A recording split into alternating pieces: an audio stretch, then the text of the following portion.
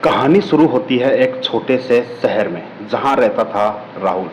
एक 25 साल का नौजवान। राहुल का सपना था कि वह एक दिन बड़ा बिजनेसमैन बने, लेकिन उसकी ज़िंदगी में हर कदम पर मुश्किलें थीं। नौकरी छोटी मोटी थी, पैसे कम थे और ऊपर से लोग कहते, राहुल तू इतना बड़ा सपना कैसे पूरा करेगा रे, ये सब बड़े लोगों के लिए है।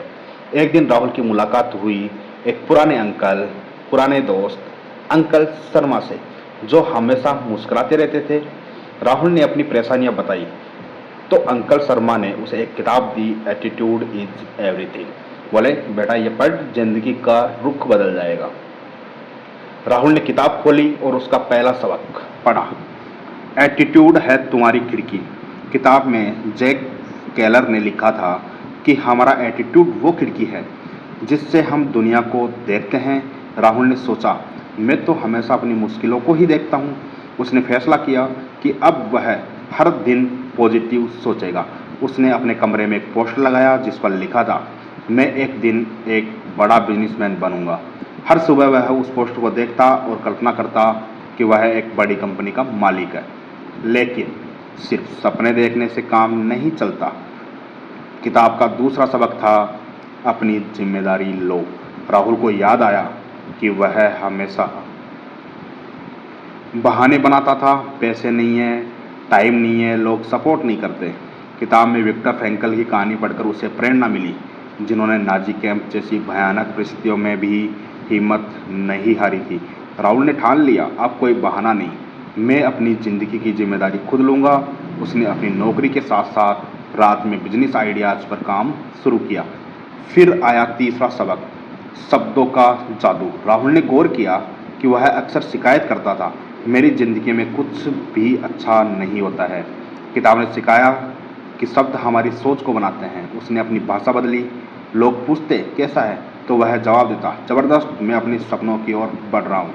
उसने नकारात्मक लोगों से दूरी बनाई और ऐसे दोस्तों के साथ समय बिताना शुरू किया जो उसे मोटिवेट करते थे। चौथा सबक था, कर्म है असली चाबी।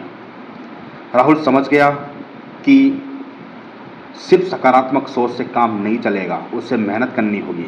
उसने छोटे छोटे कदम उठाए।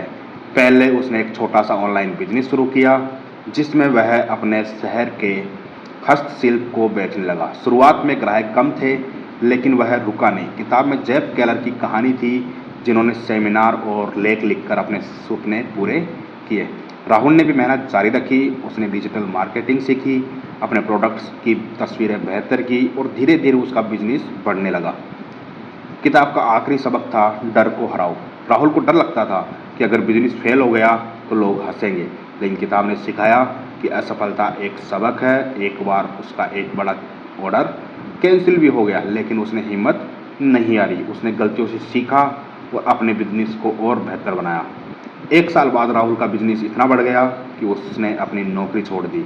उसने अपने शहर में एक छोटा सा ऑफिस खोला और अपनी टीम बनाई। लोग अब उससे पूछते, राहुल तूने ये कैसे किया? वह मुस्कुराकर जवाब देता, बस मेरा एटीट्यूड सही था, मैंने पॉजिटिव सोचा, सही बोला और हार्ड वर्क किया। कहानी का अंत होता है राहुल के एक सेमिनार में, जहां वह दूसरों को प्रेरित करता है। वह कहता है, दोस्तों आपका एटीट्यूड ही आपका सुपर पावर है। अगर आप सकारात्मक सोचें, सही शब्द चुनें और मेहनत करें तो कोई भी सपना असंभव नहीं है।